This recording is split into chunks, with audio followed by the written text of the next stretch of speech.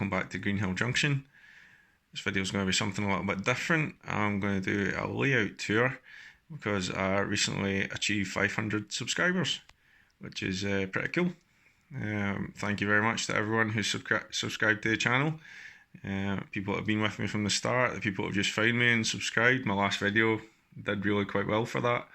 I really do appreciate your support, all your comments on the videos. And it's quite humbling to know that there's so many people like the content that I'm doing. If you were hoping that you would see the face behind the voice, then unfortunately not. There's a few reasons why I don't want to appear on camera that I'll not go into, and basically this is about the layout. It's not about me. I'm not a presenter. I'm quite happy being the narrator, so I will need to remain a mystery. I have realised that a lot of my videos focus on one part of the layout, and you know, whether you're new or old to the channel, you might have forgotten that what the whole layout is. So we'll do a tour and we'll talk about each section, and then we'll have a run session at the end. So I am in one of the spare bedrooms in the house, which is quite handy because I don't have the issues of being in a loft. My layout is just over 13 foot long by 8 foot wide. I have 4 lower running lines and 2 upper running lines that go in loops, basically. But I did try to put in gentle curves to sort of break up the loopiness, if that's a phrase. It's a DCC layout. It's controlled via the Z21 controller, which is hidden in the corner over there. And it's called Greenhill Junction because at the time when I was building it, this is my second layout, I didn't know what to call it, and my house is actually really close to the real Greenhill Junction, which connects basically the fast line between Glasgow and Edinburgh to the slow line between Glasgow and Edinburgh, and there used to be a station there. I think it was called Greenhill Upper. So I thought I'll go with Greenhill Junction, and it's kind of where I got the thought of having a lower and upper level that connect as well, rather than just having, you know, separate loops. Why do I have steam engines rather than modern stuff? Certainly not because I was born during the steam era. I was born long after it, and basically I've spent my childhood and a lot of my adult life with my dad chasing steam trains, and I just love them. I'm not a train buff. It's more the sight, the smell, the sound that comes off them. The engineering particularly fascinates me. You know, the fact these were made in the early 20th century, and you know, nowadays I think I read that they're trying to recreate a P2 and it's costing them £7 million and taking them 10 years. But back in the 1930s, they could make them like no problem at all without all the technology and things that we've got. And just, you know, you think about the power of the boiler, and then you see all the pistons and the cranks and everything else moving. It just absolutely fascinates me. And modern trains just don't, to be quite honest. The last modern train I liked was, I call it the Intercity 125. It's now called the HST, and even now they've taken the noisy Valenta engines out of them, which was the drama of that train. And I actually saw one at Stirling railway station last night when I was coming home, and it pulled out of the station silently, and I was very disappointed. Anyway, moving on. So the first scenic section I really did was the station, or the lower station, and I wanted to have a large mainline station because one of my trains is 5 coaches long, as you can see it sitting there with a loco on the end. And the idea for the platforms was I was wanting to try and copy the red ash surface that's on the West Highland line in Scotland. So the platforms are just made out of MDF. You can see the upper platforms are just starting to get created there. And then it's coloured cork dust that's stuck to it, along with Metcalf paving and some textured paper that I found on eBay. And again, I wanted curves through the stations just to try and make it a little bit more interesting. And there's a large junction at this end, so that the trains can pretty much go every which way. And the back one where the black merchant navy's sitting, that's at the start of the incline up to the upper level, and it goes under the village.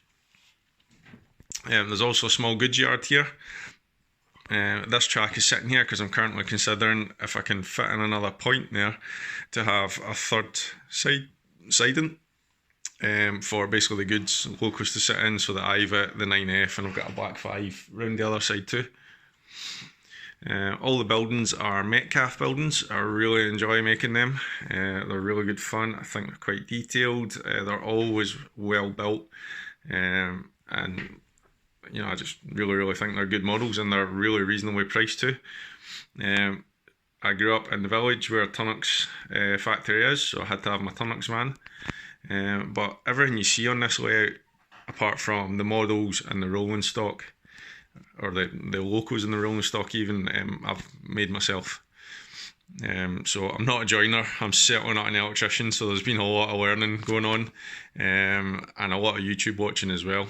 There's all, that's where I get a lot of hints and tips from. So it's really quite pleasing to be here, seeing this layout and knowing that I've done it all myself. So if we move along the station, just ignore the two guys having a rest. I basically have them there to scale things, to make sure I'm not going over scale. And we'll come up into the village. Now this has been the focus of my last video, particularly that corner there, which I was really pleased with the way it came out. And I'm currently working on the setup in here, and I've literally just completed the pub today. So I'm kind of moving things about. I'm not entirely sure if I'm going to leave this empty bit here. The idea here was to have a ramp going down to the yard, but things are a little bit tighter here than I'd anticipated. So I'm considering bringing back in that bit of baseboard even, so that I've got more room to move that back, and either have them there or have the terraced houses there, and then have cottages with gardens here. And then again, I might replace that bit there just to and I'll have a wee bit more park. But I'm not sure about that. Let me know what you think actually. Should I have a road coming down to the yard, or should the yard just be completely separate from the sort of village scene? Would it look better if I sort of extended it and gave basically more room to the village scene? Round the back is one of the biggest scenic items that I did. The hillside with the sheep and the tunnels. So that's just a fake road tunnel. Goes nowhere, and that tunnel there is the incline coming out.